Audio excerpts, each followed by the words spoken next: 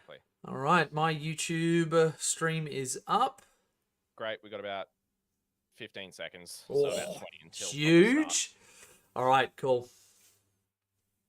Everybody gets this little piece of inane chatter in my VOD to watch. All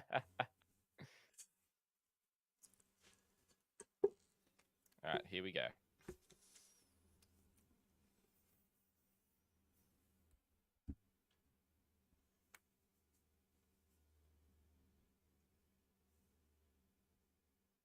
Good morning, good afternoon, and good evening, ladies and gentlemen. Welcome in to the Pantheon GT tournament preview, or the first of a few previews I think we might end up doing, Jay. So welcome into everyone on the Australis Tabletop Wargaming Network side and the Pantheon Studios side as well. For those of you who do not know me, my name is Scotty D. I am the owner and director of the Australis Tabletop Wargaming Network. And today we're going to be talking with Jay, who is the TO for the Pantheon GT, also the main creator behind the Pantheon Studios as well. Jay, how you doing? Good, mate. For anybody who doesn't know me, my name is Jay. I am one of the highest ranked Tau players in the world at present, and that was the same for the end of ninth. I have a YouTube channel, which if you're watching my stream, it is infinitely less professional than Scotty has. I don't have overlays or anything else. I am as basic bitch as they come, but get by with what's sitting up here. But yeah, so really keen to talk to you, Scotty, as we're going to be having your guys streaming at my event, which I am very excited about, as getting more people to see competitive Warhammer is just amazing. So yeah, thanks for having me on. Yeah, no worries at all. Definitely happy to do so. I'll actually be traveling up from Canberra myself to be Wow, there okay. myself, so it's gonna be awesome. I was at the venue last year for CrootCon, so it was absolutely awesome to be there. So I know the venue, I know how everything can be set up. Makes it so much easier when you're at the same venue multiple times. Yeah. And the venue was one of the big things that when I was getting ready to set up this GT, I started thinking about where we could hold it in Sydney. And even though it is a very large and popular city, I don't feel like we're particularly spoiled for choice. It's usually like community centers or, just random ramshackle places that you can fit that many tables into.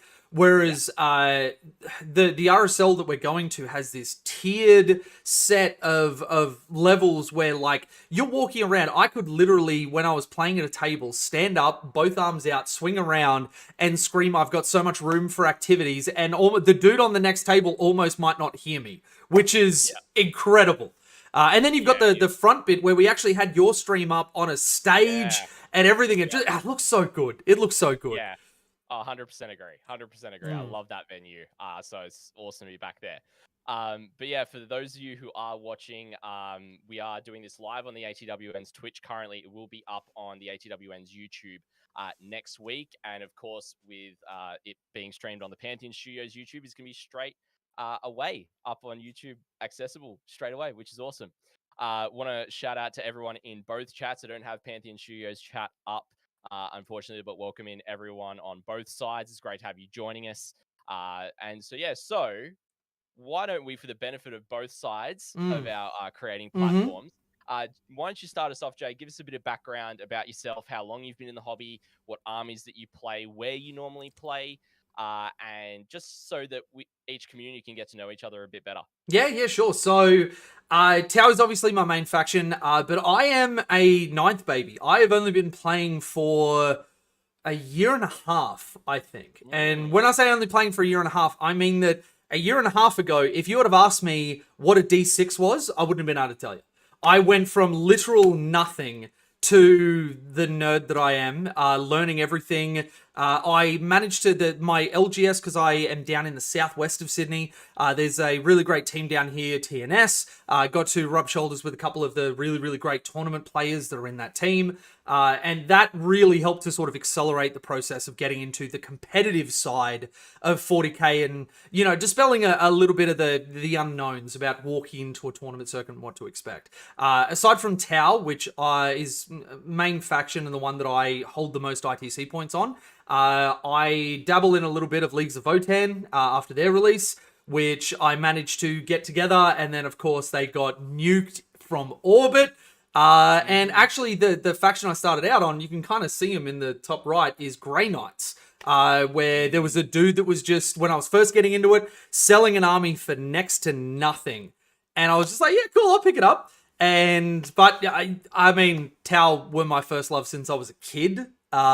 So, you know, the call got me. And turns out I really like shooting people from a very, very long way away. Just, you know, hashtag Tau things. Yeah, so I started on YouTube not too long ago. I think we've been going for less than a year, but doing very well. We have a really, really amazing community of just really, really passionate Tau players. It actually kind of took me back just how passionate the Tau community is. But yeah, now we're starting to bridge out into other things and running tournaments, and yeah, so that's me. What about you, Scotty? Cool. Scotty D, I've actually been playing 40k since 5th edition, so back from 2008. So I've got 15 years under my belt of 40k. Okay, so you started playing 40k the year before I joined the military, which is like a long ass time ago now. Yeah. Okay. So I started out with Marines and Orcs. Tried Orcs for a little bit. Didn't really jive well with them. Oh, that's heresy. Oh, Orcs are the best faction in the game. It's more that they just their play style. Like, yeah. Play style of them just really didn't jive with me. So I just stuck with Marines for the majority of up until probably 8th edition. Oh, yep. I started to get into tournaments around late 6th, early 7th, running events and such down here in Canberra as well. And then 8th kind of hit. I took a bit of a step back, took a bit of a break, other life stuff going on, focus there and such as well. So came back kind of towards the back end of 8th, early, just before 9th drop, kind of the year before 9th dropped. In that time, I'd picked up Death Watch as well as Space Marines, so different Space Marines, but still Space Marines in a sense. And in the current meta, there's a lot of people that are actively cringing right now, like, oh, of course you did. But I don't meta chase with my Death Watch. I keep it Firstborn mostly. Yep. And then I also, at the start of 9th, I was looking to pick up another army. I wanted to pick up something Xenos, and I like the look of Necrons. And I picked those guys up. Yep. And I've been playing them a lot at the start of 10th, and I've been really loving them. Yeah. Great fun. So they've gotten some hits as we'll get into. We'll talk a bit about some of their points. This changes. data slate is spicy. Yeah. But one other thing I want to hit on, I did play Tau for a little bit. Oh. Yeah. Oh. Now, why did you stop? I have to ask, why did you stop? Didn't have time to play the other okay. All right. It was more of a, I've only got so much time on my hands to even play a game. Yeah. And it was like, even just trying to keep up with Marines was a bit tough at that point. So I was like, all right, cool. But I will say it did go to a good cause. I donated that army because I still held on for a while. Donated to the Exterminatus guys, and they actually raffled it off for charity. Oh, that was your Tau army. Oh, well, that's really good of you, man. That's really good of you. I know Exterminatus, they tend to do, like, all of their raffles and everything tend to go to, like, a really good, I think the last one, correct me if I'm wrong, was, like, a men's mental health organization that they were doing it for. Yeah. Yeah. That I've been down there. Yeah, the majority of it was the stuff that I'd given Dom and the guys, and they'd done an amazing job painting it up. It looked awesome. I'm glad it went to a good home as well. Yeah. You know, you missed an opportunity for, you know, like, entertainment over truth, where you could have been like, I just got sick of everybody, like, spitting on me and all that sort of stuff. And, okay, so I'm getting from somebody on mine, audio's a little bit low. I'm going to turn you up. Just talk for me, Scotty. Yeah, gotcha. All right, chat, let me know if that's better. I'm turning Scotty up. He's a little more soft-spoken than I am. Unfortunately, I imagine you haven't had a lot of people in your life be like, my freaking ears! I mean, I know how to control audio, so it's been, you know, I can plan things out nicely and make sure that everything's nice and leveled using filters, all that fun stuff. Oh, mate, no filters in real life. I'll have people be like, why are you yelling at me? And I'm like, oh, man, sorry, I was chatting. So from my chat, Feud came in with a very, very spicy take. Votan potentially biggest winners of the update, which we can go through because we will be going through the entire balanced data slate, and it'll be very nice because I did a solo dolo Tau thing, but it's always good to look at stuff in context of everybody else. Yes. And I'm keen to see, because I do love my just little guys, just little bearded fellas hanging out. So I'm actually keen to see about that. But what is our flow, Scotty? Are we getting straight to the data slate, or is there other stuff that we've got to do? What are we chatting about here? We are going to talk about the Pantheon GT first up. We're going to talk about. I love your style, mate. I love your style. That is a great So why don't you give us a bit of a run through behind the general format that you're going to have at the GT, the number of players, how many rounds, how many points, FAQs that are in use, kind of what terrain people should expect and such as well. Yeah, so it is a 5-round tournament, 2,000 points. We are on the down under 40k circuit. We are on the ITC circuit. Unfortunately, we just missed out on the Oceanic Championship qualifiers, which was offered to us, but unfortunately it was just too close to when the actual event was going to play. So that'll be a next year thing. Even though I still do have a token for it, so I'm hoping there's just some mix up and people just get like a bunch of points, but I don't know.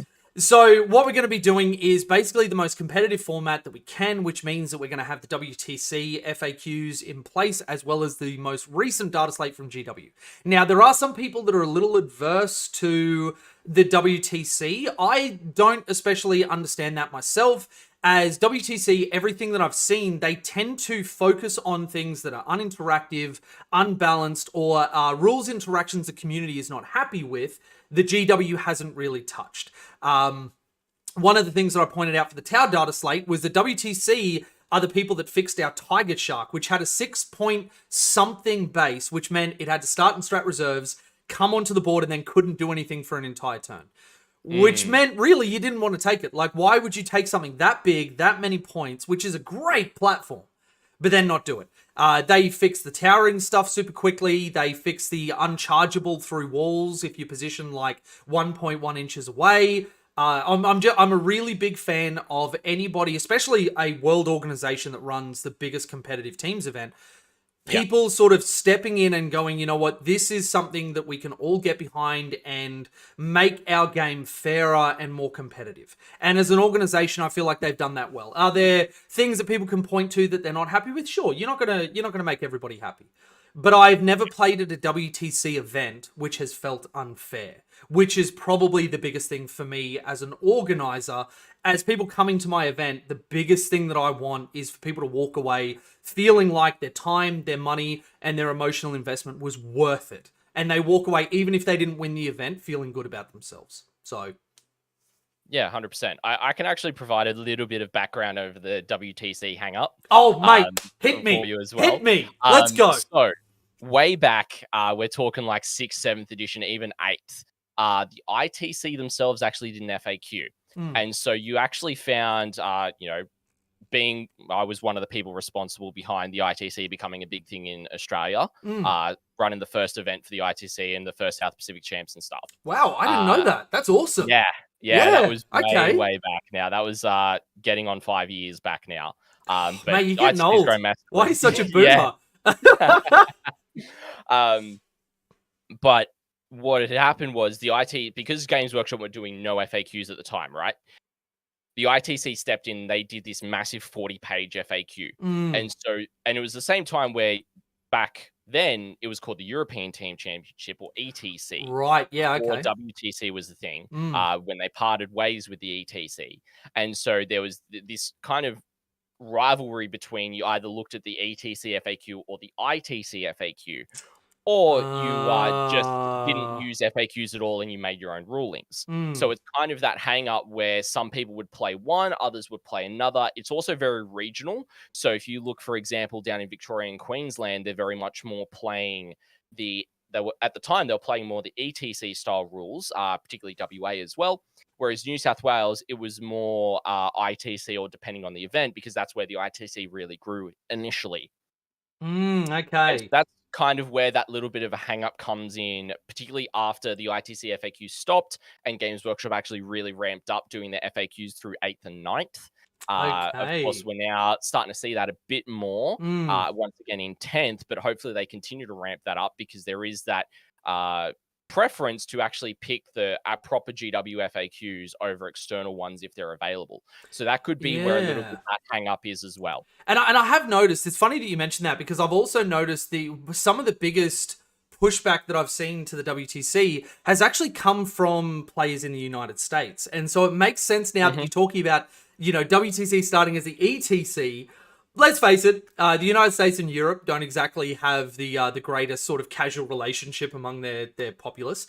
But yeah, that actually makes a lot of sense now why there would be so many people that would sort of push back against that. I had no idea about that history. That's actually really interesting. Yeah. So it Right. kind of, now that we're moved into 10th, Games Workshop's fallen off a little bit with their Mm. FAQs. Because it's a new edition, it generally does happen. But the ITC FAQs no more. It means the WTC is kind of the one that's jumping in to fill that gap. And they did have to come in Yeah. quite quickly to fill Mm. that gap because it was literally 6 weeks out from the WTC itself. So they had to come in, they had to figure out what all the issues Mm. were and hit them on the head so the players knew what was going on so they could build lists to actually run at the teams event and the Warmaster GT. And I feel like they did a really good job for the amount of time that they actually had to look at some of the interactions and come up with solutions. And to be fair, I actually really do think that it's a unison that kind of paves the way because GW as an organization needs to move a little bit slower because the WTC aren't the people that are selling models and whatever else from it. They are purely a tournament organization, and GW can kind of look at what they might implement and go, oh, okay, cool. They solved it this way. Is this the route we want to go down? Let's examine this. Let's do whatever. They can take their time with it. But the WTC helps protect the tournament circuit, which I don't hate the idea that there is a symbiotic relationship there that helps to keep the health of the game while GW does the pace that an organization that big has to do for their update rollouts. Because they put out a worse update and they are getting raked over the coals. They generally don't want to work too quickly because they've gotten it wrong in the past and it hasn't turned out well for them. Yes, but very yeah. much so. So that's a little bit of context. So now we can jump into with that context. I mean, 70 players, 2,000 points. I believe you still got some tickets available as well. We are bordering on only really having like 9 tickets left. Nice. Hopefully the data slate helps accelerate that. I know, like we were chatting pre-stream, there's been a little bit of apathy among the community, which I 100% get. I was genuinely so worried about having my event run with Eldari doing the things that they were doing to the tournament event. Like, use some lube, guys. My God. But like this data slate, I'm really, really keen to talk about because it puts me in a situation where as a TO, I am more comfortable to run. And I'm really hoping that that also gets us to the point of being sold out because anybody that's run an event knows that having all of that means that the experience you can give to your players is just so much more. Whereas if you don't, you kind of have to look at the things that unfortunately need to be cut in order to hit the margins and not have people playing on a car park out back and instead of dice they're rolling stones and all. Yeah. So, but there are 9 tickets left. I've also had people reach out about coming down as spectators, like new players that are keen on the tournament circuit. I really love that I've had people reaching out to me on that. There's no charge for people to come down and have a look around or have a chat to me or whatever else. So absolutely, if you're not sure about the tournament circuit, come down and say hi. It's at the Padstow RSL. I will chuck a link at you, Scotty, so that people can sort of find it. But yeah, come down and say hi. Or buy a ticket. Even better, buy a ticket. Yeah. And to also hit the note, it is the weekend after the October long weekend. So 7th and 8th of October as well is an important thing to note. Because I know there's a few different events happening around that time. It is a stacked month of 40k. It is really great. Because they're the OCC's qualifier event is the following weekend, which makes sense as to why you weren't able to, fit in for that ranking timeline. Yeah. But we've already mentioned it. The balanced data slate, the points updates, and the rules commentary updates all dropped last night. So let's jump into a bit of discussion about that. We're going to start off with the balanced data slate itself. Then we're going to jump to the rules commentary. Then we're going to cover some of the points changes, some of the notable things that I've noticed from the scene that have been quite important. And I'm sure anyone in the chats can throw out things that have been important changes as well that we might not hit also. Yeah, and actually, Right. speaking of chats, I'll do a quick catch up. Loopy said hello. Hello, Loopy. Hello to all of Scotty's viewers that might be watching. Feud has been furiously typing. I feel like it's that meme of Elmo where he's like smashing on the keyboard and stuff.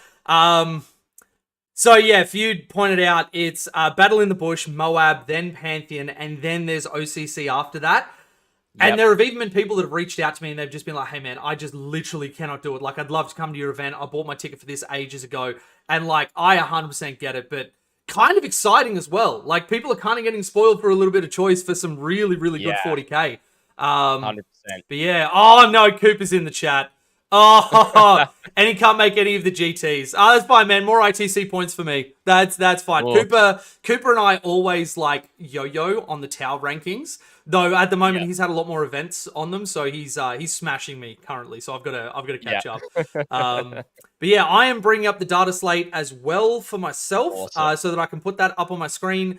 If you would like to be able to see our faces and this stuff at the same time, go to Scotty on Twitch. I don't have overlays. I'm just going to be putting this stuff up as we're talking. So he is the professional one. This is why he's coming to stream my event, and I'm not just holding a phone at the main players.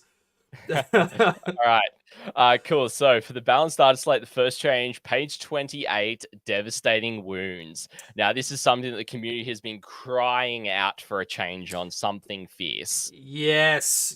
I saw this and it was a sigh of relief, honestly. Like, devastating wounds is one of the only keywords that my main faction has, but I did not care as we weren't banking on devastating wounds, but just this change is so healthy. So healthy for the game. Run us through it, Scotty. All right. So the red text is what the change is. Each time an attack is made with such a weapon that has the devastating wounds keyword, if that attack scores a critical wound, no saving throw of any kind can be made against that attack, including vulnerable saves. Such attacks are only allocated to models after all other attacks made by the attacking unit have been allocated and resolved. So much like what mortal wounds have been previously in 9th edition, they are resolved at the final step. You don't do them first and then you resolve other damage, or you resolve them simultaneously. No, it is resolved last, which means you make all your saves and everything else. So it means that you're not saying, oh, lose this many models from a unit, and then it's like, oh, cool, like I've got 20 dice that I need to make 5-up saves on for 3 guys that are left, and then it's like, cool, no, you make those 20 saves for the 5-ups for the full 10 guys, and then you lose the devastating from that. Yep.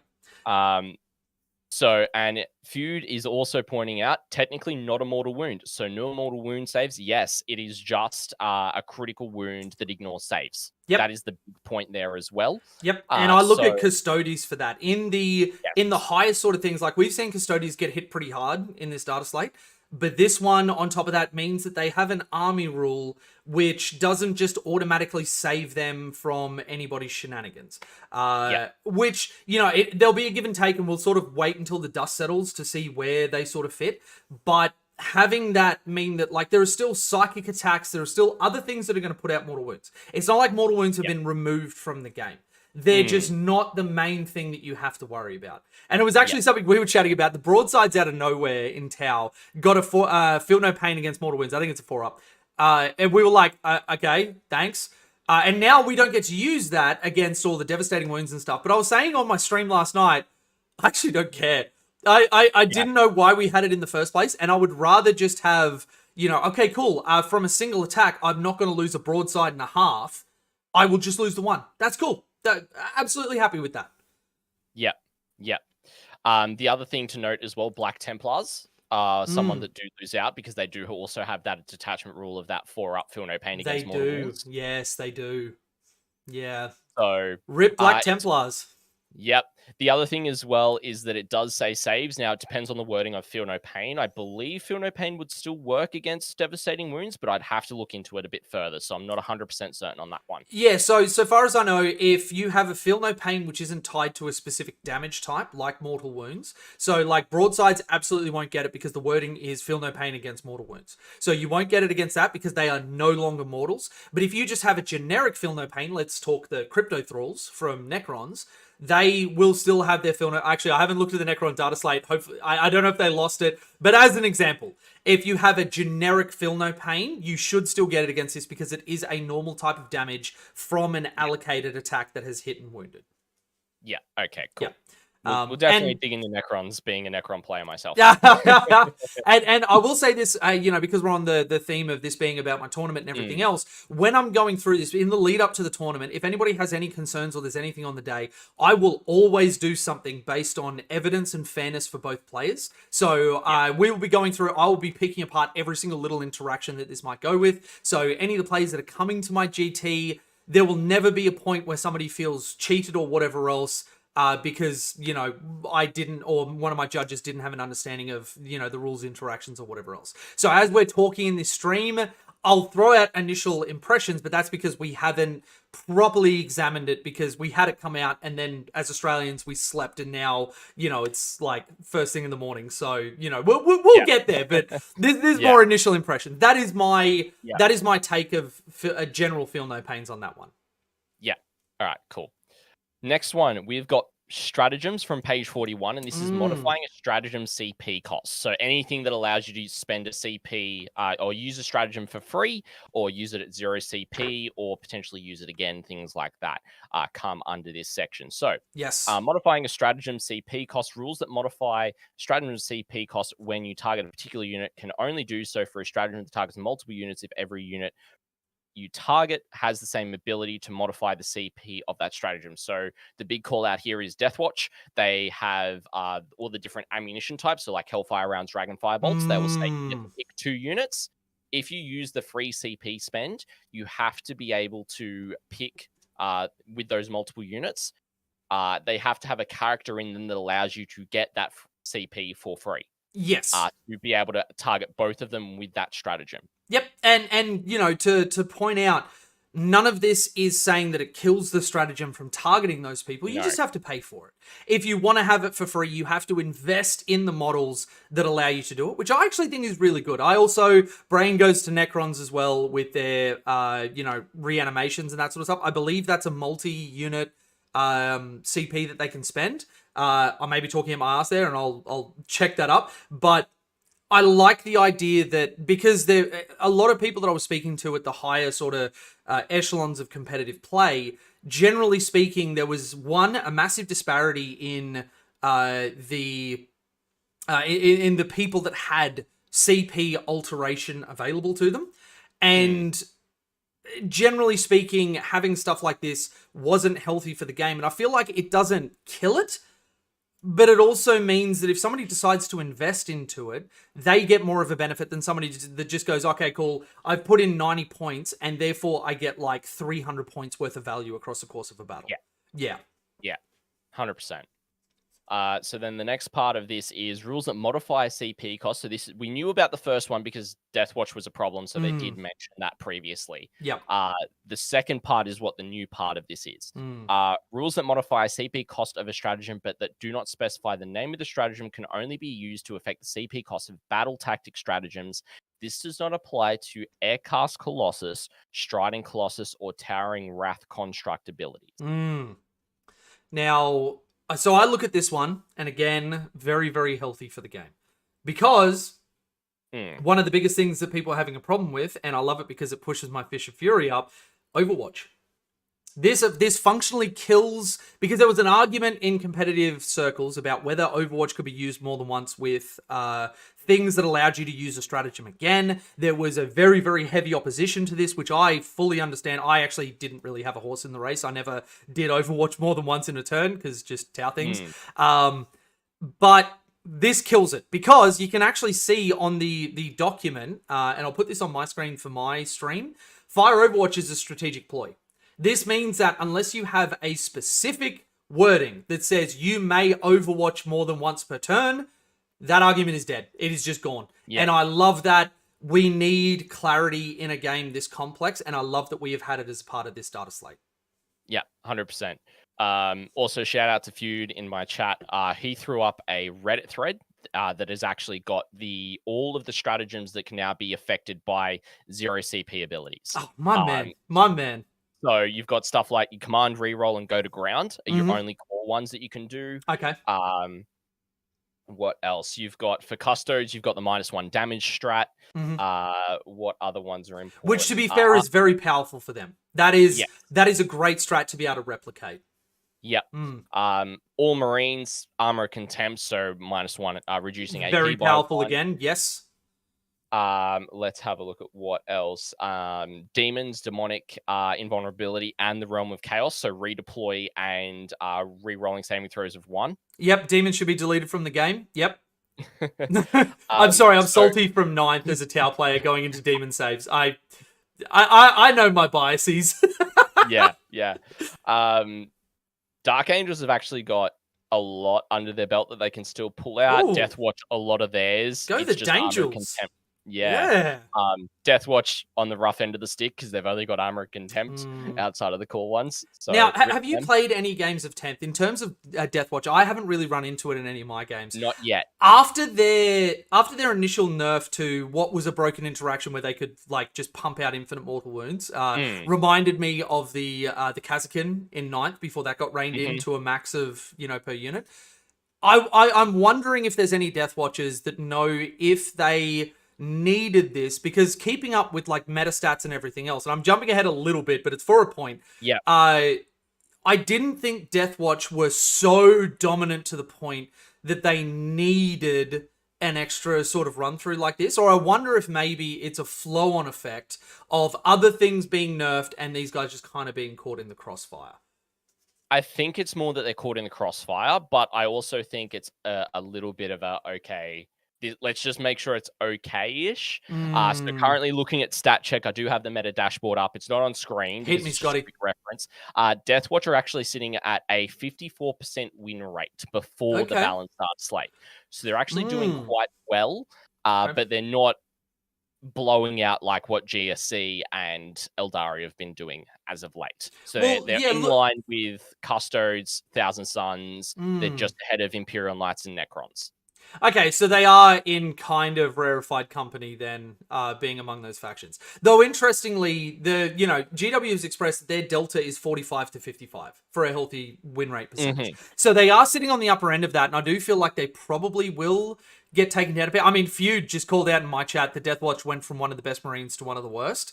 And I would be likely to agree with him, as he is very across a number of factions. Not agree because I have an opinion of my own, but just like, I'm happy to take an opinion of somebody that's generally got their finger on the pulse. So, yeah, okay. So, Deathwatch copped a little bit. Is there anybody else on the list that you've got? Because I need to get that link. That sounds super helpful for tournament play. Looking at Dark Eldar passed through relatively unscathed. I feel like they needed that. Drukhari weren't really, yeah. Votan have got 3 out of their 6, which are free spend as well. Yep. Orcs have got 4 as well. Let's go to Orcs. Nice. Necrons did get hit. Feud has pointed out in my chat as well. Good. No delete them from the game anymore. No double reanimate. Let's go. Yeah. I actually at Steel City, you were streaming that event. I got to play Liam Hackett on his Necrons last round. Which one of the best games I've ever played in my life. He dragged me across the floor and, belted me. But genuinely one of the best games of my life, just watching such an intelligent player do everything that, like, the game was predetermined. It's like he consulted the prognosticators and he just knew what was going to happen before it happened. But seeing some of the Necron shenanigans, I was like, how are you able to do this to me every single goddamn turn? Yeah. The other ones that have been hit, now this might change, are Index Tyranids. We're not sure how the Codex Tyranids will actually interact with this change. Considering the Codex drops tomorrow. Yep. Is it actually that soon? Yeah, Codex is out tomorrow. Let's go Tyranids! And I'm expecting that Space Marines will go up for pre-order next weekend for a following weekend release. Okay. That's a good cadence. That's a really good cadence. Yeah. Yeah. So Eldar have only got 2 as well, which is good. It's matchless agility and lightning fast reflexes, so -1 to hit and auto advance 6. I mean, that's pretty good to have to be able to replicate. It's not the egregious stuff like Phantasm, and that got reined in being infantry only, which, we can go through in the next part of the data slate that comes down. Exactly. So yeah, that's really, really healthy. I like that. Yeah. All right. So moving on, there is another example that I want to touch on. So the Caladius Assassin, when used to increase the cost of one of your opponent's stratagems by 1, this ability does not specifically name a stratagem, and so it can only be used to increase the CP of a battle tactic stratagem. Yes. So that's the other side of it, that you now can only modify battle tactic stratagem costs, not any stratagem costs. So in the reverse, you can't actually make the reanimation stratagem for Necrons cost 2 CP. Which does hurt me. I would like them to be able to do that. Maybe we can get an FAQ that says you can change any Necron stratagem at any time, even if they haven't used it. That'd be fantastic. But, I mean, yeah, that is really, really healthy for the game because, stuff that I look at, like my Strike and Fade for Tau, if somebody makes that 3 CP, I never use it for the rest of the game. That's done. It's already expensive at 2 CP. I like that. And I'm sure there are examples for other armies where plugging something like that in, as easy as it is to take for an Imperium army, that really is just, like, I'm a big fan of that change. That's really fantastic. Yeah. The next part of this one, stratagems can be used more than once per phase / per turn. Rules that allow you to use a stratagem even if another unit has been targeted by that stratagem this turn or phase, but do not specify the name of the stratagem. Again, you can only use on battle tactic stratagems. So again, that free CP or use again is hit by that. Alas, previous discussion pretty much hits that one very much so. Which actually means for any of my Tau people in the chat, that means that Pure Tide Engram Neurochip is functionally dead. Because there are no stratagems that jump to my mind that we would desperately want to, spend an extra CP on. So that's an enhancement that goes away. But at this point, I'm kind of waiting for because we're getting a codex very, very soon, especially with the cadence that they're releasing.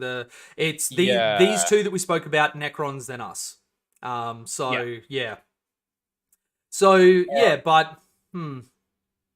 Still, though, I am happy to lose something. I am happy to lose out if it means that the health of the game gets pushed up. And I feel like everybody should have that opinion. The health of the game matters more than any individual faction. Yeah, 100%. Next up, we've got to change the Fire Overwatch stratagem. So yes, let me drag this onto my screen. Yeah, so this change, you now have to be visible. You have to actually be able to see the unit you're overwatching. So good. So good. Rip to the Imperial Guard players, though. Yeah, and you can't target a Titanic unit with this stratagem. Man, I feel like Knights have really copped it. Do you feel the same? That, like, Chaos Knights and Knights have just been, like, constantly getting bodied? I think it's more the Titanic, the not just Titanic, but I think they actually mean, they've put... Here's what I've just noticed. They put Titanic keyword on it. Right. But is that different from the towering keyword? That's the interesting thing. Do they mean to put Titanic, or have they meant to put towering? That is an interesting one, because there are models that have towering but don't have Titanic, correct? Yeah, interesting. So I wonder then if we're going to see armies that have access to that just shift immediately to that, or if Overwatch was only really good on the stuff that has the Titanic keyword. I'm not across enough people's data sheets to know. I know that it's killed it for my Tau-Na and for my Storm Surge, which I wasn't really using it on them anyway, so, whatever. I'm really keen to see where lists go. I might reach out to a couple of my Chaos Knights and Knights friends and see what they think. Yeah.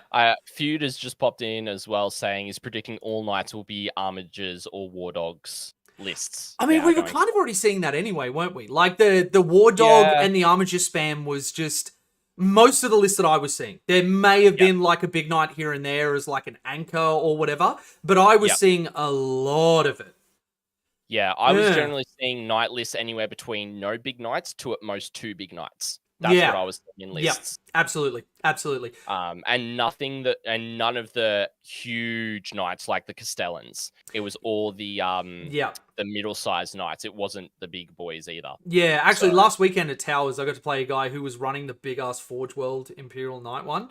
Though throughout our game, he was like, "Hey man, I'm not going to win this. I play casually. I got kids. Like, let's just have some fun." I'm like, "Cool, man.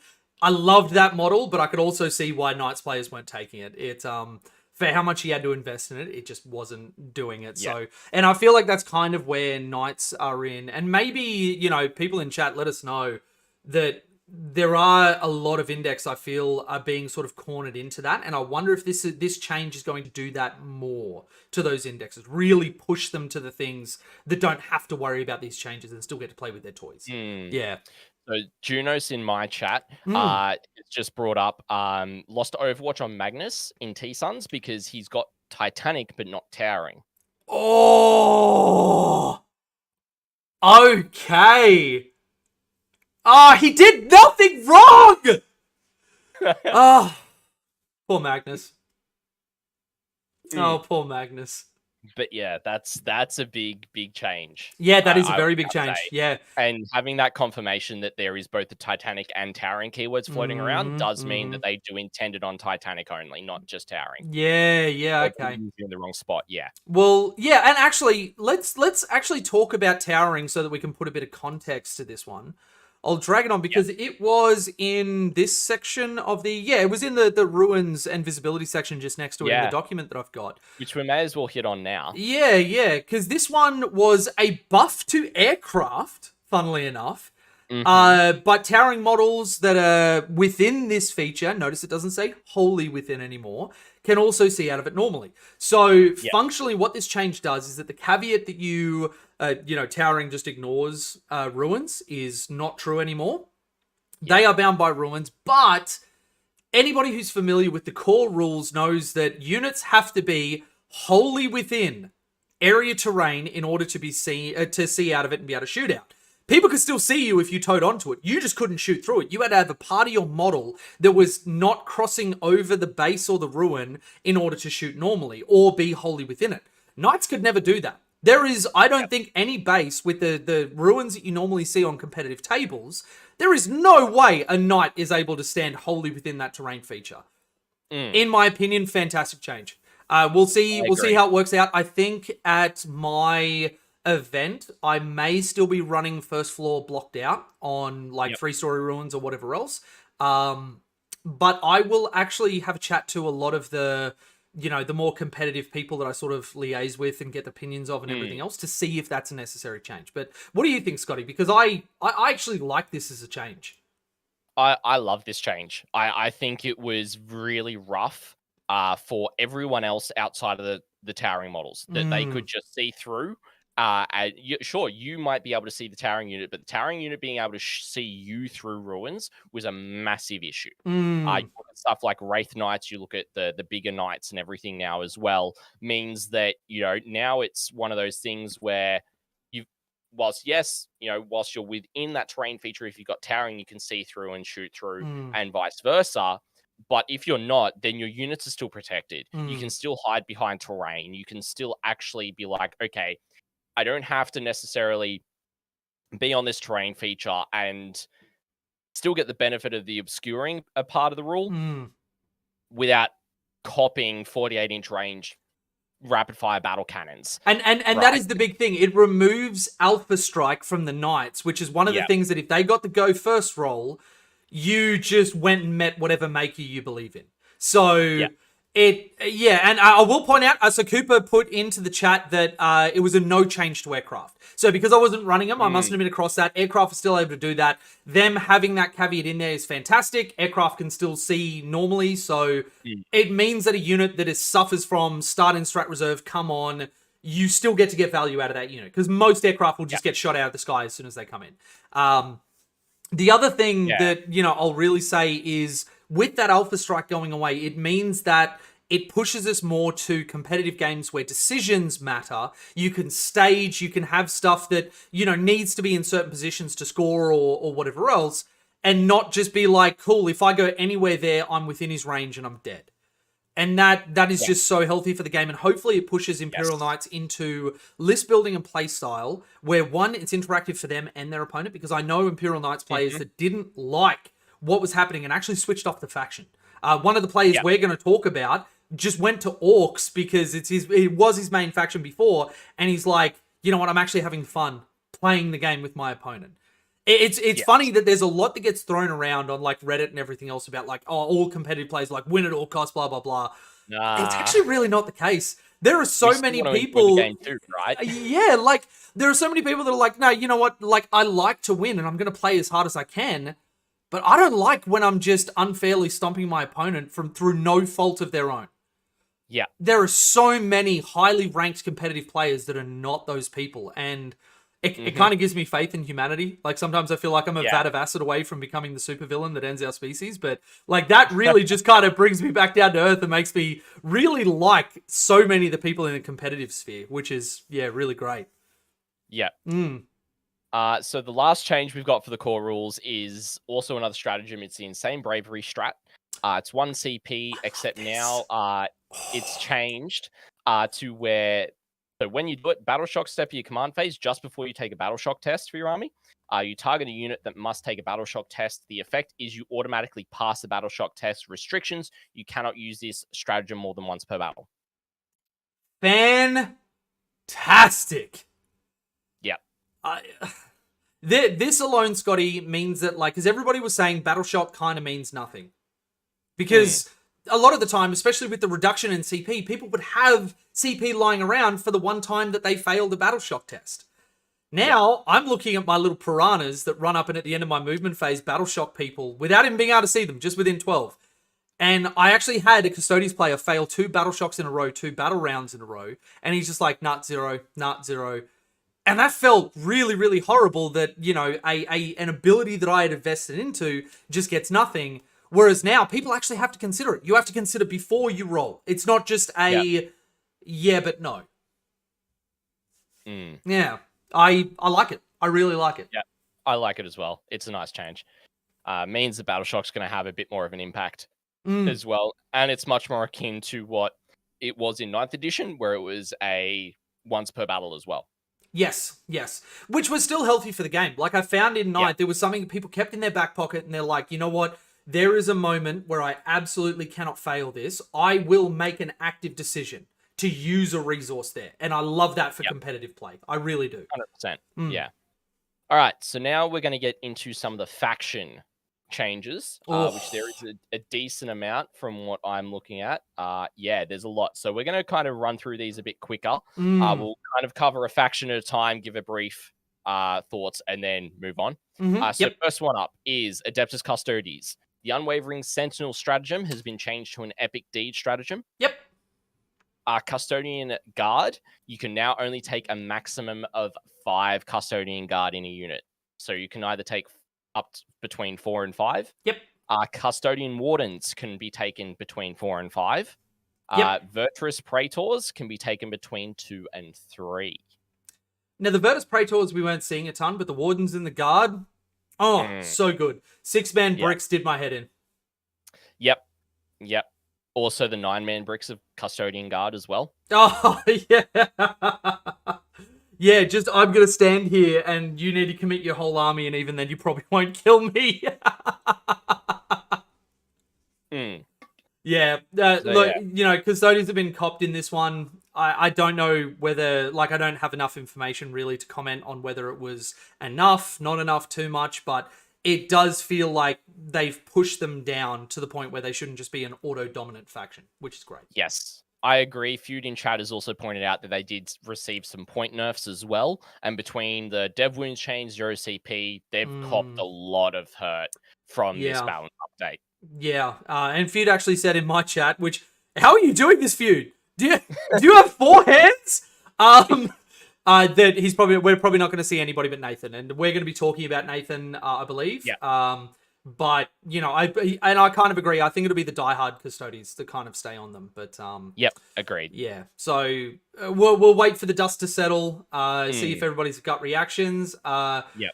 Admech, Scotty, going from 5-ups to 4-ups. Yeah. Oh no, sorry. A 4-up unit for Skitarii Rangers and Vanguard, and a 5-up Invulnerable. Now, I don't know enough about Admech. Is this good? I feel like it's good, right? So previously, it was a 4-up with a 6-up invo on them. So they've increased to a 5-up invulnerable save, which increases their survivability by about, I think it's 16.6%. That's on really the good. invulnerable save. Yeah. And it means that if you're firing weapons that are better than an AP of -1, you're wasting your firepower into them. Which is a decision-making point that I like having your opponent have to make, even just at the list building stage. So that's really good. That's really, really good. Yeah. Uh, So hopefully that will help AdMech a bit. They did get a lot of points relief as well. I don't think we're going to flick over the points here, but they did get some points decreases, which means they might actually be able to put more stuff on the field. And it means that, if you're taking Vanguard and Rangers, they're going to be a lot more survivable on the tabletop as well. Yeah, I was actually having a chat with Alex Anglazos where he was sort of running through it, and the stat efficiency of Skitarii, which is supposed to be like AdMech's sort of version of like Space Marines, I beat him with Fire Warriors, which are T3 single wound, like 4-up save, and I had better stat efficiency than he had per point, which is just not the place you want to see them. So that's really fantastic. No. Yeah. Next up. Yeah, the big one. No. You guys got it. The big one that I'm looking at. I'll be over here salivating. The Eldari. The Phantasm stratagem, you can now only target infantry. You cannot target anything else. Which is enormous. Just one infantry unit only. Yep. Massive. Absolutely massive. You couple that with the changes we've already seen in the core rules, on top of the points increases that they got, Wraith Knights going up to 510 points. Fire Prisms, I think, went up to 180. Yep, 180. Which they've got some massive point increases. I dare say now, if you're going to see someone take a Wraith Knight and some other things, they're not going to have much else in their list. They're really not. With Devastating Wounds not spilling over, they're not nearly as efficient for the points that you're spending. Yeah. So yeah. Massive change for Eldari, and hopefully that will curtail their 68% win rate that they had just last weekend. Yep. Like, there was 69 the weekend before. Yep. Nova Open, for example, and this is the funny thing, right? And I'm going to pull this on. The Warhammer stream from Nova Open was looking at the second bracket for their stream games because the first bracket was just all Eldar mirrors. Ridiculous. And I think the win rate that gets put up on the stats page, I think it's only really Meta Monday that removes the mirror so that you can see that. But with the mirror intact, they drop a little. Or that might be with the mirror, that number, but it was actually higher when you remove the mirror, just purely against other factions. Because at the end of the day, when you're that dominant in a tournament circuit, you will have mirrors nonstop. And to be honest, I actually despise playing a mirror into the faction that I'm playing. I like to play against somebody who has a different game plan to me, and you're not just playing a game of chicken or who goes first. So, bringing that in, and it's funny that, for both of our chats, changing one line of text, this will have such an enormous flow-on effect. Because Phantasm was the best stratagem in the game. Like, I have no problem saying that outright. Phantasm was the best stratagem in the game. And now looking at this with infantry, it means that you're still going to be able to play a game plan with them. You're still going to be able to use the infantry probably to a healthy level, but you're not going to be like, I poke out with a Wraith Knight, I poke back in. You can't shoot me. You're not able to be like, oh, you were going to charge my Fire Prism, but now he's, 7 inches away. And it just, All right, next up, Agents of the Imperium. Now, this is a pretty important change. It kind of goes in line with Custos, because this is where I'm seeing it used the most. Yep. Exaction squads have been changed to just being a flat 10 model unit. You cannot take 5 of them. Yep. You have to take the 10, which means instead of being, 35 points, they're up to like 55, 60. They actually got a points increase as well, I believe. I've got the Munitorium Field Manual up. Let me go Agents of the Imperium, because I was looking at them. Thanks to Chris O'Neill, I am working on a Sisters army, because I've always loved me some Sisters. The Exaction squads, 10 to 11 models, 110 points. Ooh. So they went up to, 55 for a 10-man, and then they got automatically doubled. You cannot take less. Yeah. So where before, you were slotting in 10 of these guys for 70 points. Now 110. That is a massive tax. And I actually had in my stream last night, Pat Spooner was talking about Voidsman now being the thing that they're going to throw in. Yep. Voidsman. Yep. But, even small sisters silent squads. Yes. Because they're cheaper. 4 mans for 40 points. Yep. Which really, we were seeing people use exaction squads as action monkeys, backfield objective holders. Pretty much. Just warm bodies that can just score you points. You weren't like, oh my god, I've got all these guns and I'm gonna kill everybody. That wasn't their job. So if you can spend minimal points, they will probably do it again. Yeah. Yeah, exactly. Then the other changes for them, you can only take up to 2 of them, with replacing their combat shotguns with various weapons, but you can't take any duplicates still. Yep. So it's now only 2 per unit. I believe if you took a unit of 10, you could take 4. You could take 4, because it used to be for every 5-man, 2 could have their replaced. Yeah. So that'll hit custodes a bit.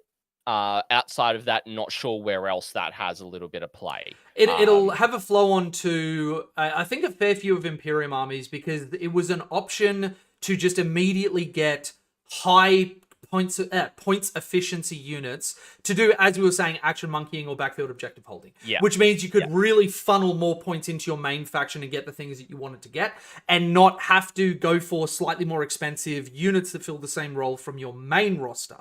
So I think this will have a flow-on effect. I'd love to see what Imperium players are going to plug in. Yeah. Cool. So next up, we got Death Guard, which is a change to the Spread the Sickness detachment rule. The only real change here is that this is actually, you add the following to the start of this rule. So it is entirely brand new for this. So this is going to change them a lot. During the declare battle formation step, select one of the sicknesses below until the end of the battle. All units from your army with the Nurgle's gift ability gains this selected sickness. You've got Skull Swarm Blight, which is an aura. Enemies within contagion range worsen ballistic skill and weapon skill by 1 for weapons they're equipped with. Yep. Rattle Joint Augur. It's another aura. Whilst enemy unit is within contagion range, worsen the save by 1. Or Scabrous Soul Rot, you worsen the leadership and objective control of enemy units by 1 to a minimum of 1. And Feud in chat, being a Death Guard player previously, has mentioned Skull Swarm, amazing versus melee. Rattle Joint, amazing versus everyone else. Scabrous, minimum 1 ruins it. That was my initial take, hearing you read that out. Skull Swarm, I can see where it'd just go to melee, because you're going to be coming up the board, but most ranged factions are going to not want to get anywhere near you. So that would absolutely make sense. And being able to drop their save means that, if they've got deep strikers like the Death Shroud Terminators or whatever else. I don't know the range of their aura, so I may be, talking without all the facts here. But just being able to get within that contagion range of people on your turn and go, when I try and kill you, you are just functionally worse. That is actually really great. Yeah, I think it's going to be 9 inches, because Feud just mentioned they walk outside a 9 and shoot anyway. So right, I think okay, it's a 9-inch aura. I believe. So it won't be deep strike, but at the very least it'll be, the slow march of death up the board. Eventually they're going to get to the point where they're in range of you. Yeah. Yes. Next up, we've seen a slight change to the Death Watch stratagem. So as I mentioned before, for Dragonfire bolts, Hellfire rounds, Kraken rounds, you now have to specifically select bolt weapons. Okay. So you can't do it on Plasma Exterminators, for example. Which would have been very powerful. Yeah. So it also, it does make sense. They're meant to be bolter rounds that go into bolters. So, I don't know how you alter a plasma round when it's a superheated ball of energy, basically. Yeah. So this makes sense. They've got a massive list of bolt weapons there. The one thing I'm quite happy with is they do call out the Sternguard bolt rifles, the Sternguard bolt pistols, and such as well. So it does work with Sternguard vets once again. Very good. And a lot of the traditional, bolt guns. It does. So here's the interesting thing. Previously in 9th edition, special issue ammunition did not work with Stormbolters. Really? They took it away. And now the stratagems now work with Stormbolters once again. Okay. Which is good. Means Terminators. Yeah, having more options is always good from a competitive standpoint. If there's one thing that we can achieve, giving players choice will generally always create a healthier environment. So that's fantastic. Yeah. Junos in chat said Death Guard could potentially be 3 inches, 6 inches, 9 inches over battle rounds as well for that aura. Oh, so okay. Yep. As the game goes on. All right. Next up, Gene Stealer Cults, and this is a massive change. you now have to roll for everybody. Yep. So when a unit is destroyed, roll 1d6, and you only add 1 to the result if it is a battle line unit, and add 1 to the result if it is the first or second battle round. On a 5+, no longer 4+, 5+, the unit comes back. That is huge. Interesting. So, yeah, looking at this, I feel like some of the, because Genestealer Cults still have fantastic demo charges. They've also got the ATWN Jackals and Outriders gangs ability.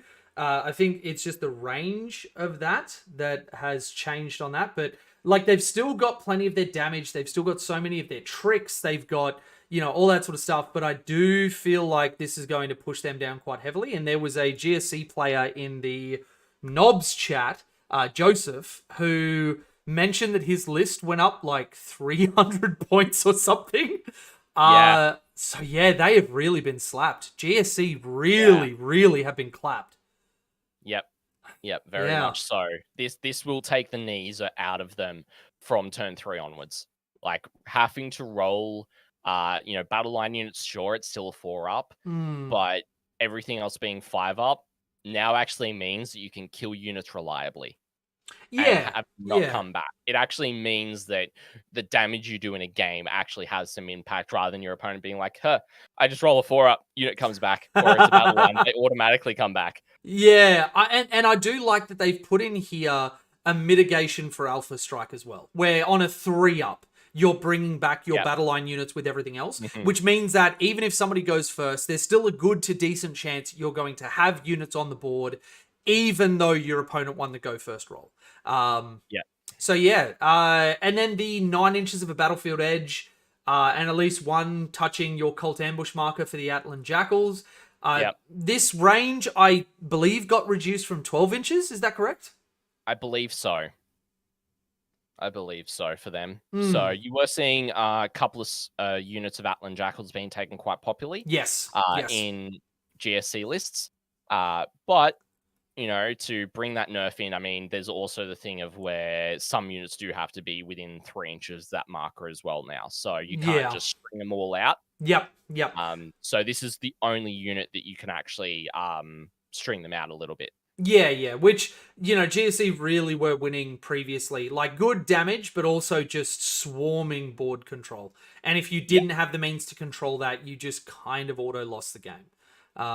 So, yeah, no, really, really good changes. Really good changes. Next up, we got Grey Knights. Really small change here. The Haloed in Soulfire strat has changed to Strategic Ploy instead of whatever it was previously. I think it might have been a battle tactic, so it means that they don't double spend. Yep, and I believe that Haloed in Soulfire is when they come onto the board, they get a -1 to hit against them, but functionally the stealth keyword. I think that was it. I haven't kept up with my Grey Knights as much as I probably should have.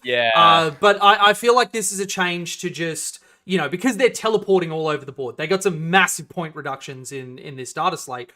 I feel like this is all right, we don't want every single turn you to have, like, say, 2 big bricks of Terminators or Paladins come down and then be hard to hit as well as hard to shift on top of that. So, that just feels like policing them a little bit. And maybe if it's too much, we'll see a change down the track. Yeah, 100%.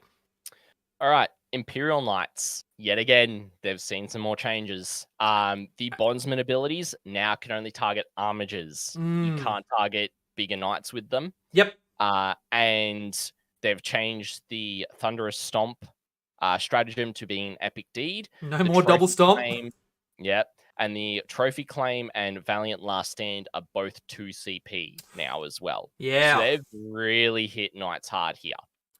I don't know that we're going to see a lot of Knights players at my GT.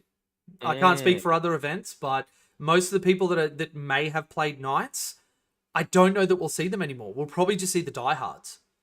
Quite possibly. With the points increase as well, I know Feud called it out a bit earlier. Seeing armature-only builds is probably going to become a lot more common if people do play them. Yep.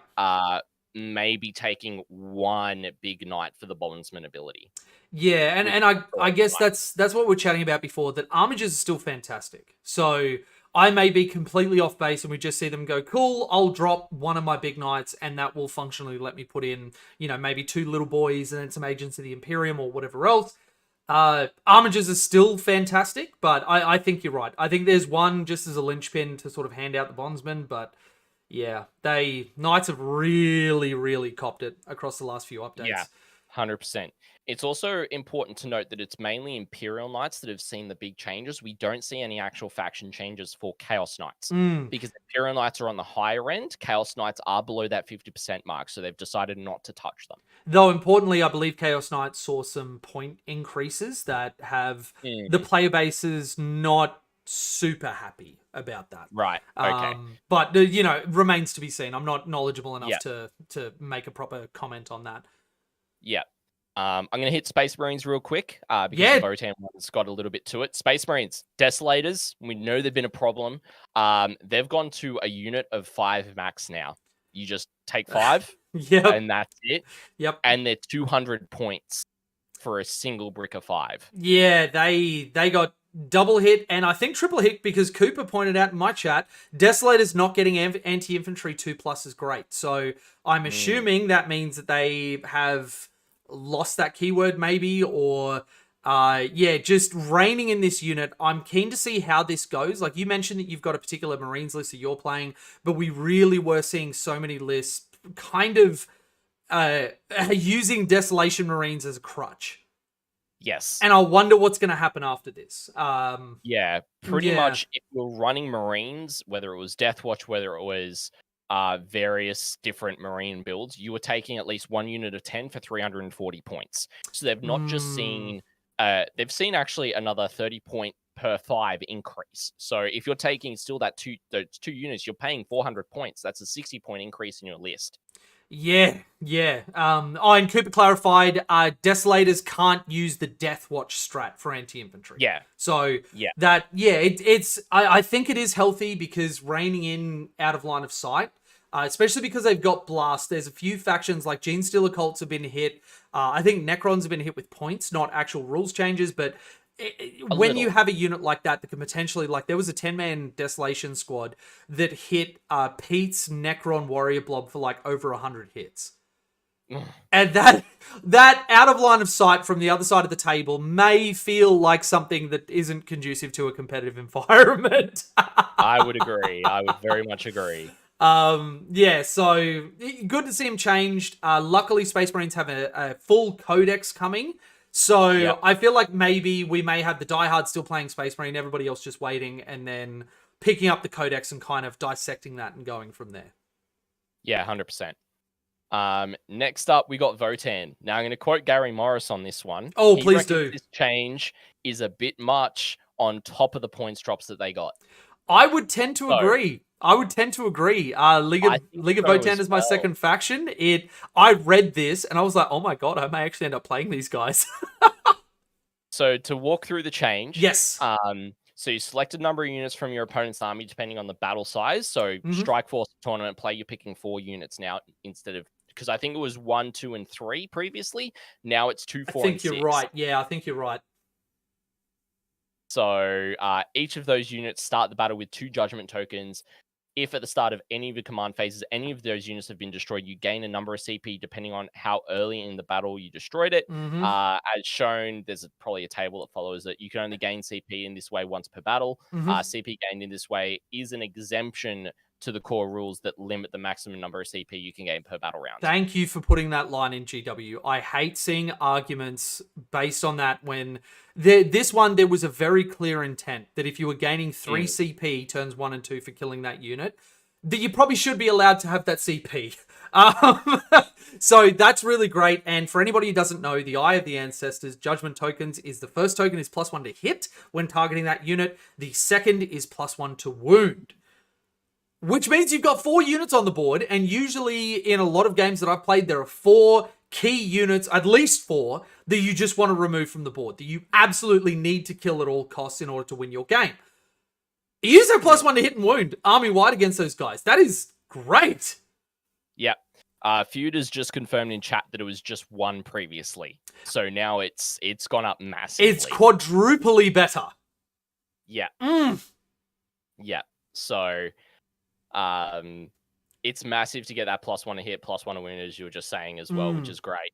And the points drops means you're going to see more models on the board for Votann as well. Yeah, I did see a little bit of a salty, and I'll put our cameras back up for my stream. I did see a little bit of a salty Reddit post where the Leagues of Votann players were very understandably upset about a lack of synergy in their book and that sort of stuff. And I feel that from a Tau Codex that suffers a little bit from the same.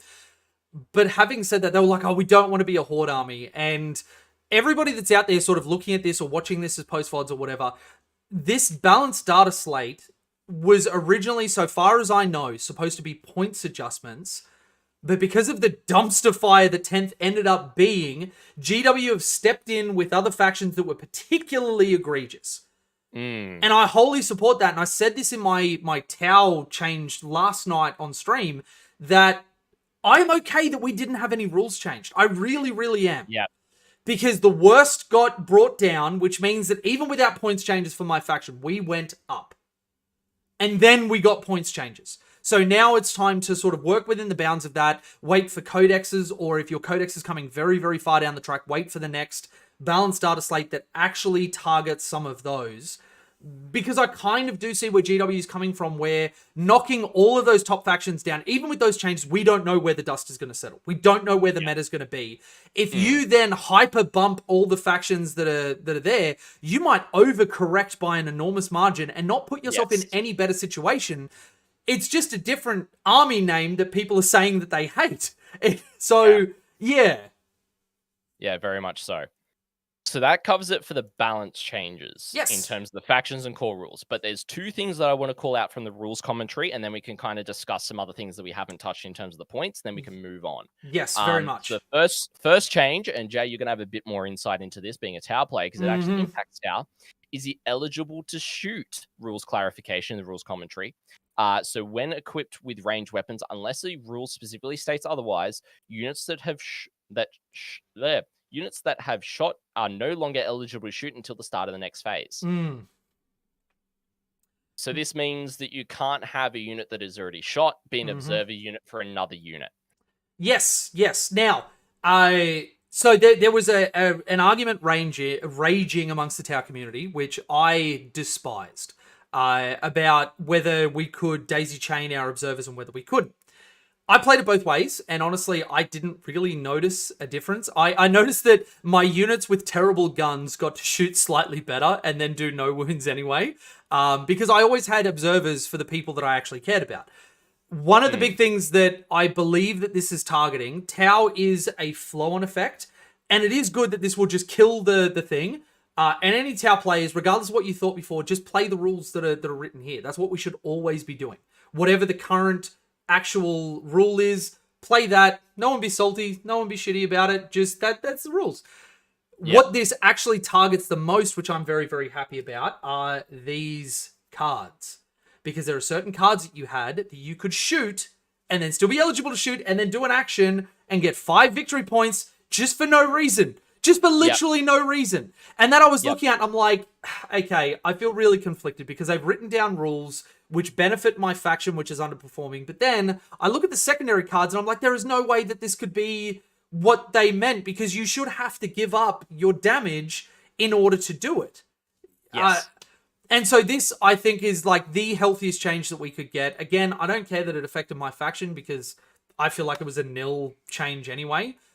We just work in pairs and everybody scores their cards in a very healthy way. And I like that they also put in the caveat for units equipped without ranged weapons, which means that eligibility to shoot still functions for melee-only units unless they advance, fall back, or lock in combat. They can still, rules as written, do actions, continue to support you from a secondary or a primary mission thing. Really just a healthy change. I am 100% behind it. Yeah, biggest one there, Scarab Swarms. Scarab Swarms, yes. Yep, 40 points for 3 bases, and they can go do action for you. which is really, really great. It is really, really great. Sam Lemon, my man, Scotty D, baby. Big love you, lads, with a heart. Love you too, Sam. Sam. Sam the man. Good bloke. Uh, All right. Then the next rules Yes. commentary change, I've already got it highlighted up on screen. Vehicles with bases.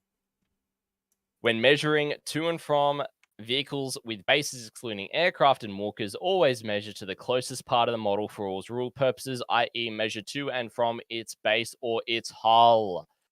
Which is Thank just, you. oh my goodness. This was such a feel-bad moment for anybody who didn't realize that you were only going off bases. And I remember watching War Master, seeing Liam play his Necrons into an Eldari player. Dude thought he had like a 2-inch charge, and Liam's like, actually, it's a 5-inch charge. And you rolled a 4. I'm sorry, man, that's a fail. It goes off the base. And the dude's like, what? And like, you know, that is absolutely no shade at Liam. He just understood the rules and positioned accordingly. The other player got caught out because unless you're reading this tiny little section of the core rules, you just all of a sudden have a game plan that falls apart. Yep. And it doesn't make sense. Why should I have to like slide under a ghost arc to touch the very center of it, be like, now I can stab you. Like, And so to further go through the rule, it's whichever is closest. So it's always got to be the closest part. So it's no longer being, I'm going to pick the base because it's going to be further for you. No, it's always closest. Yes. And when a model ends a move within engagement range of one or more vehicles with bases excluding aircraft and walkers, it is considered to be in base-to-base contact with that vehicle or those vehicles whilst it's within 0-inch horizontally and 5-inch vertically of any part of those vehicle models. No more unchargeable vehicles. Which it never made sense to me. And I played this against the Imperial Knights player that I played at Towers. I just said, like, you make your charge and you touch the base, because he was charging a Piranha. And I'm like, you come into contact with my hull, I'm happy you're base to base. That's done. Yeah. Because it never made sense to me and I wasn't going to play that. And this is just so healthy. Again, it is just so healthy for the game. I am 100% on board. Because at the end of the day, you shouldn't have players have to measure from different points depending on what they were doing. If I can shoot from any point of my model to any point of your model, but then for other things, we have to go base to base, you create a level of confusion that adds to the jump that certain players will have to make to either get into the game or go from casual to slightly competitive or, you know, middle tables to like, I want to start winning events. Really great. Really, really great. Yeah. So with just looking at the time, we've got a little bit more time left. So I reckon points changes, there's been enough discussion out there, some brief notes on that. Necrons saw some increases, some decreases. Notably, Lich Guard did go up. I believe they went up by about 15 points a unit, so they're decently priced. But Warrior Bricks went down 10 points per 10. So that's a big change for them as well. So if you're wanting to run more of a Silvertide style build, you can do that with cheaper Warrior Bricks now. Instead of being 240 points, they're 220. That actually makes me, like, you know, sweat a little bit because Liam clapped me with a Warriors list. And what he did with it, I just, I didn't get PTSD from Afghanistan, but I think I still wake up screaming at night thinking about what he did to me with those Necrons. And, like, so I obviously hate Necrons, from the fact that, like, they have so many cool shenanigans with reanimating and doing all that sort of stuff. But I do like that they have gone, okay, there is a very, very dominant build. Let's move from that and give you more options. I will always be a fan of options within an army. So that's not a Necrons player, but it sounds like they've got a little bit more that they can do. And I mean, Lich Guard were, by all accounts, overperforming anyway. So I'd be keen to see if there's any Necron players that actually go, you know what, Lich Guard, I won't spam, but maybe I'll keep a unit in because it offers something particularly, but I can add in other stuff. Yeah, I've been playing one unit, and I find that they do a good job. But I've also watched 2 units go to town. I haven't seen 3 yet in the list. But yeah, you need a lot of support to make them really do what you want them to do with the Technomancer, the Crypto Thralls, and the Overlord in there, or Lord. The Crypto Thralls did go up to 60 points from 40. The Heavy Destroyers are now 50 points per model as well. Scorpic Destroyers actually dropped in price to 100 points per 3. Ophidian Destroyers also did drop to 100 points per 3, I believe, or they might even dropped a bit cheaper. So there's been not necessarily just increases on the popular stuff, but decreases on the stuff that hasn't necessarily been taken as popularly. Very similar for Marines. Infiltrators are quite common. They went up to 100 points from 90. You've got Incursors actually dropped from 90 to 85. Assault General Intercessors, just Bolter Intercessors, dropped from 95 to 85. The Dreadnoughts went down to, I think it was 210 instead of 225. So there's been a lot of units in the Marines that did see drops, but you've also, as we said, Desolators have also seen a bit of an increase as well. Which is good. It creates an air where there will be more diversity in it because, like, we weren't seeing anybody take intercessors. Like, there was no top list I was looking at that had a single intercessor in their list. Maybe assault intercessors, but yeah, you really need to, like, whenever we're looking at these things, and, you know, again, for everybody, don't look at your faction in a vacuum. I think there's going to be a little bit more of a broad metagame. Yes, people will still take the stuff that is the most points efficient in as many multiples as they can within the rules, but that's really good. And at least it'll give the Marines something after this massive desolation change to hold them out until their codex drops. Did Gilliman get hit at all? I'm not sure. I didn't look at any of the special characters. Because I'd be interested in whether I'd be interested in whether the Booberry with Ultra Depression is still going to be on the table. I can have a quick look to see. Yeah. It's going to be a fair way down, so I just need to wait for it to hit there. All right, here we go. While you're having a look at that, Votan players, we won this starter slate. We're about to have a lot of fun. You guys come out really We are about to have a lot of fun. So Roboot Gilliman, 380 points. Okay, do you know what he was before? Is there a change to that? No, it is red, so it has been changed. So I think I mean, I guess an increase on him does kind of make sense. We're seeing him a ton. Taylor, I went from 23 models to 59 models in my tower list. Yeah, Let's go! Yeah, and I've got Cypher in chat. 3K Votan list in 9th is now 1,900 points in 10th for what he was running. I mean, like, I love that there are other people getting their time to shine. I really hope they have some fun in the tournament sphere because, everything was pointy before, but now it's the year of the beard. Let's go. Yeah. All right. So I reckon we're just looking at time. We're not going to have time to discuss missions. Sure. Yep. Potentially going to discuss it, but why don't we save that for the next one when we get close to the event? We can talk about the missions mate. I've got in Love place, to. When we talk about lists and stuff from players that are attending after list sub. Yep. Let's talk about some of the attending players. Yes. Now, real quick, Sam did hit me with Girly Man went up plus 25. 25. Okay. Yep. Good to know. All Thanks, right. Sam. So, do you want to kick us off, man? Who do you want to talk about? So, everybody, we are going to be pointing out some of the players that are our kind of players to watch. We can't run through everybody. Scotty and I are both massive fans of so many people in the New South Wales circuit. So, if your name isn't mentioned, it's not because you're not good enough or anything else. But there are a couple of people that I want to call out as sort of like rising stars in the circuit. There's a couple of people that are just like always putting down results if anybody wants to look at like lists and everything else to sort of replicate. But this is not meant to be an exclusive list, but we can only talk about so many people, or Scotty and I will be here until like, midday 3 days from now and beards are like this much bigger. So So Scotty, why don't you kick us off, man? I'm going to hit the top. We're going to look at Brody Middleton. He came off a strong undefeated win at TNAO last weekend.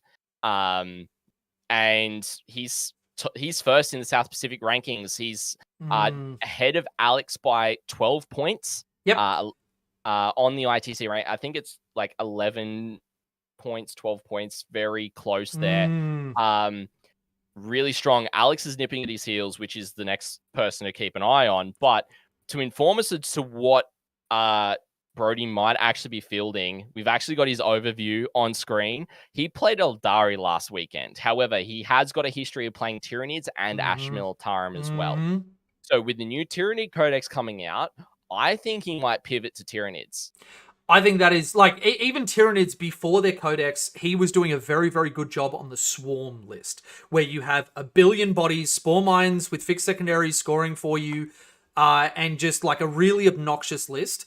I would be, after the data slate changes that we've seen, I would almost commit to eating my shoe if he is not on Tyranids and doing well with it. Doing very, very well. And for context for everybody, Alex Englazos was our New South Wales Masters winner from last year. He's an Art of War coach. He was a coach for Team New South Wales. He went over for WTC for the Australia team. A really, really fantastic player. And for Brodie Middleton to be beating him when he came from England to Australia, he was the rank 1 Eldari at, in ninth when they weren't egregious, but they were good. So he was putting down results with a faction that he loves. And he's like one of the few people I will never call a meta chaser for playing Eldari when they were good, because he was already bombing them. Like he was just nuking people from orbit. And he's also a little bit of a smiling assassin. Like this is one of the nicest dudes that I think I've ever met. And yet he's a shark. Yeah, definitely. I'd put him in a very similar category to Liam Hackett. Yes, very much so. Yeah. Brodie is definitely one to watch. I would be very surprised if we don't have him on your stream. He might be, yeah. As even just watching his gameplay, it is good to watch these players that not only put down results, but do it in a way that is just so consumable as content, watching their process and how they do things and interact with their opponent. Same with Alex Anglazos. Any game I've played against him, I'm like, dude, stop giving me so much information. You're helping me too much and beating me. Why are you doing this? The Stephen Box mentality. I love it because it's like and to speak to that kind of mentality, he wants to be playing where you've got the most information possible as well to make the most informed decisions. And even though he might still be beating you, he's helped you learn how to play against that faction a bit better. And so that nothing's left on the table, that you're not caught out by any gotcha moments, or you're not caught out by any feels bads because you didn't know X was able to do Y, for example. Do you want to hear something ridiculous and funny? Go for it. Because Alex has actually helped me set up my event. He has been instrumental in getting this off the ground for me. And we were chatting about, he recently just got rank 1 Tyranids in the world by playing a melee-only list. He carries around in his army box a Trigon base, so he can put it down for his opponent and be like, that's where I will fit, that's where I'll fit, this is where I can come up, this is where I can come up, and actually show them physically exactly where he's going to go. And I'm like, dude, what are you doing? And he's like, I don't know, man. It just keeps happening, and yet somehow I keep winning. That is 100% the Stephen Box mentality. Yes, in my mind. Very much so. So to speak to Alex a bit, second place, we already said, 1,126 points, just shy of 27 points there. He, if BCP decides to load up the tab for me, it always does it. Have you actually noticed that recently? I've had BCP having some tantrums. Yeah, it has been. So whilst this is loading, he has been playing Tyranids recently. But he's been pretty solid on AdMech too. So with the change to AdMechs, we might see him come back to it, but I think he's probably pretty safe on Tyranids, would be my bet. Might be, though. Alex is a bit of a wild card because he loves to play the underdog. Like Masters, he won with AdMech when it was a 35% win rate army. Yeah. And so every time I chat to him, he's always like, I've been playing this, but you know what? It's kind of too strong. I don't think I like it. I think I'm going to go and troll some people with a Dune Crawler only AdMech list or whatever their units are. So Alex is actually a wild card for me. I will not put down a prediction for him because he is the Joker in 40k format. He's a dog chasing cars. I don't know what he's going to do. He's just going to do what he wants to do. Yeah. Cool. Now, the next player that you've pointed out, actually, Jay, Carl Pearsons. He's my player to watch in the New South Wales circuit. Kyle has, when I first started playing against him, I think he was relatively newer to the competitive sphere, very much like myself. Again, such a lovely, lovely dude to interact with. He was on Knights and went to Orcs because it was his main faction before. And he's like, I kind of just don't like what's going on with Knights right now. I'm having more fun with Orcs. And I played him at Towers with this Orc list that I won't give away, just in case he wants to play that at my GT. But my God, it was a well put together list. And he piloted it so well. Even to the point where he was beating me so badly. He made 4 6-up invulnerable saves against Seeker missiles and Melter 4 Piranha guns in a row. And then I rolled ones for damage for my next set of multi-damage stuff. And he's picking up dice as he's just bodying me. Just unmitigated. He's like, oh, dude, look, I'm so sorry. And I'm like, dude, no, don't apologize for your success. I appreciate that you're self-aware, but you're doing so well. Like, lean into it, enjoy it. Which, you know, he is putting down results as well. We had him at Steel City that you were streaming. He was our only sword on Knights, and he played an amazing game. Even to the point where the Team Australia guys were having problems trying to not only match him, but beat him. Yeah, right. Which just, you know, you have a player that is that nice and lovely and healthy for the scene, that is also putting down results without a single black mark on their record. That is just such a beacon of light that is really, really fantastic. I really, really hope he continues this streak because, yeah, he's awesome. Yeah, 100%.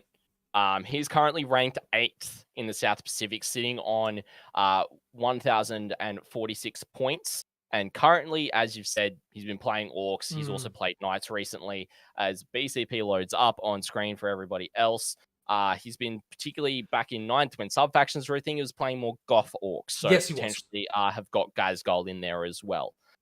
With a Rogue Leagues of Votann faction in there too for one event for an RTT. So he could pull out Votann, but if he's playing the Orcs and he's doing well with them in 10th, now, wouldn't be surprised if he plays them at Pantheon GT. Yeah, I do know that Orcs got a couple of changes. I think some units cop some points nerfs. So I don't know yet whether that list actually functions. Seeing him take Votann would actually be fantastic. We were kind of talking about that because he loves his just a little guys as well. I would love to see him on Votann. I think that would be really, really cool. He tends to... he tends to play all of his lists quite well, makes good tactical decisions. So I think whatever he fields, I would put my money on Orcs or Votann, and I think he will do well for it. I would be very, very surprised if he's not in the top 10. Yeah, 100%. I'd agree with that. Next up, we've got Peter O'Neill. Now, Peter has been consistent throughout this year in the top 10. Yes. He was first place for a while there, but he has been in the top 10 consistently throughout this season, which is awesome to see. He's currently, 10th place on 994 points. But he's been playing Chaos Demons recently, from what I've seen. Just pulling up his player profile now. He played Thousand Suns at TNA Open and came 10th. Yes. With that. He played Chaos Demons at Exterminatus, but he's also played Eldari. He also played Gene Stealer Cults at Capital Clash here in Canberra a month ago. So he's got a couple of different factions that he can pull out for Pantheon. Now, I am going to be super biased here because Pete is a very good friend of mine. So is his brother Chris. They have been incredible with helping me have factions to be able to make content with or play or whatever else. And Pete is a question mark because I'm not sure he has a life outside of 40k because they own everything. They own literally everything. I have no idea how.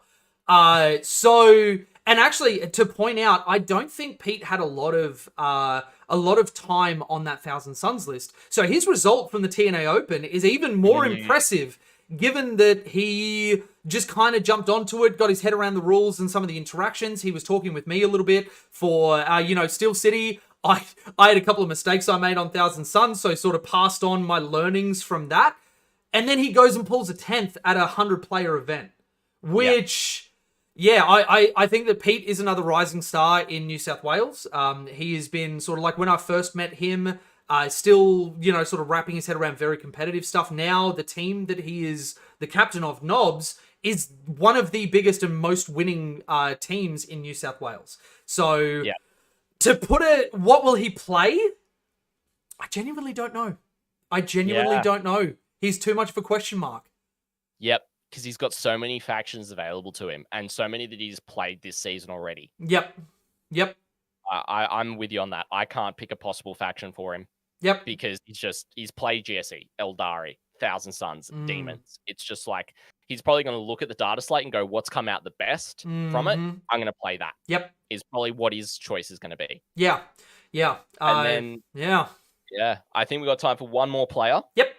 And I'm going to go someone who we've mentioned in the stream. He has been on, I don't think he's been on stream previously, but Gary Morris. Yes. I'm going to put on. Yeah. Gary is 26th in the South Pacific rankings. Yep. Sitting on 890 points.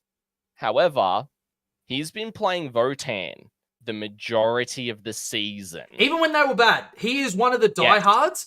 I will be amazed if Gary doesn't put down some big results after the changes that we've seen. Because not only does he have that power coming into it, the change to judgment tokens, he has experience and expertise that is so hard for meta chasers to pick up. Yep. Just, yeah.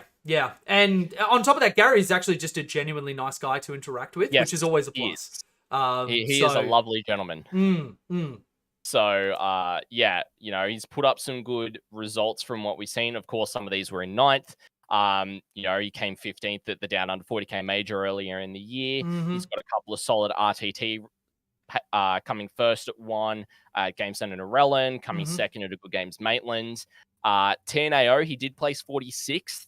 So in the top 50%, they're with Votan. So quite possibly that experience is going to help him with the Votan changes. He is going to be someone to watch out for at Pantheon GT. Yep, 100%.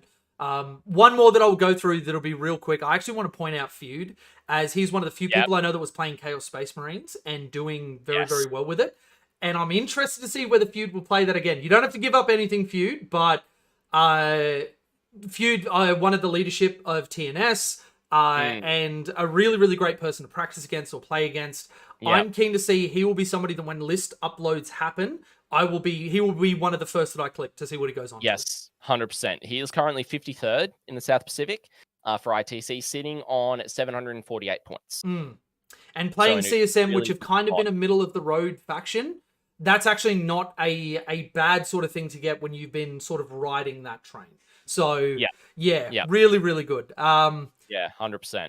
But having said that, that is not all of the players that we're excited for. Maybe in a future stream we can talk about some others, because New South Wales is fostering some really, really amazing talent. We have such an amazing circuit. So 100% agree. Yeah. So I think that is going to come to a close for today's version of Tournament Preview. As you said, we're probably going to do maybe one or two more of these in the future as well. But Jay, have you got any shout outs that you'd like to throw out? Well, the first one will be to Art of War, who are sponsoring the event from all the way over the pond. They have thrown in a mind-boggling amount of support to the event. I haven't done the official thing. I'm filming a little bit of what will be probably a bit too much of a funny video about what they're doing. I actually will have to clear it with them because my sense of humor might not line up with theirs. But they have just been incredible. And like, it has been like no strings attached. Just get this stuff out to your players. We get our name out. They have just been so fantastic. Alex Englazos has made that happen, and he has been instrumental to it. Really big thanks to all of the New South Wales people that have been chiming in and helping out and offering up support. And Irresistible Force, who's been sponsoring my channel. All that stuff that's over right there, that is the first set of prize support that they sent to me just off their own back. Yeah, right. They are incredible. And you'll see a Leviathan box. You'll see a whole bunch of other stuff. I'm very passionate about LGSs. Even if it's not my sponsor, get down to your local gaming store. They have spaces for you. They run tables. They run events. They are incredible. LGSs are the people that we should be standing behind. 100%. So find your LGS and get in there. 100%. I'm a massive proponent as well for paying where you play. Yes. Because if your local store isn't there and you're not helping them continue running, they might not be there in a year's time. Yeah, and going in there and buying a Coke Zero every now and again doesn't keep doors open. It doesn't cover overheads. For the sake of a couple of dollars, we keep places open that run events and look after us and create havens for people that want to come in and be safe while they're enjoying their hobby. So speak with 100%. Your wallets, guys. Like, 100% agree. But 100% agree. Mate, it has been an absolute pleasure chatting to you. I don't know if I've smiled this much all week. It's been great to have you on, Jay, and great to talk about the Pantheon GT. I'm sure, we'll probably cover missions in the next one and talk a couple more players and stuff as we get a bit closer. Obviously, we've got the Marines and the Tyranny Codex coming out before the events. So that'll be important talking points too. But I want to thank everyone in both communities that has joined the stream or hung out. Thank you, everybody. Again, if you've come in halfway through or, you haven't been able to catch the full stream, these will be on both our YouTube channels. On the Pantheon Studios channel, it'll be up pretty much straight away as it's being streamed on YouTube. On the ATWN, it'll be up next week. But yeah, ladies and gentlemen, I want to thank everyone for joining us. We will be covering, as Jay has said at the start, we will be streaming the Pantheon GT from the venue on October 7th and 8th up in Padstow. It's going to be an awesome event to cover. I'm really excited to be up there once again covering it. But Jay, thank you so much for your time. Scotty, thank you so much for having me. I am looking forward to it. Maybe I'll even try and rope you into a skit, see how your comedy stuff goes. We can see how we go. But thank you, everybody. This has been amazing. Looking forward to the next stream. Make sure you show Scotty some love. Make sure you follow, give him some subs. It is not easy to be following all these events around and putting stuff down. Scotty doesn't know I'm saying this, so, you know, Scotty, just shh for a little bit. Show him some love. Help support him out. Every single dollar that you put towards it means we get more competitive Australian 40K into people's eyeballs. So get it in your eyeballs. Speak with your wallets again. He is amazing. Support him. All right, that's it from me. And that's it from me, ladies and gentlemen. Thank you so much for joining us, and we'll catch you next time. Catch you, everybody.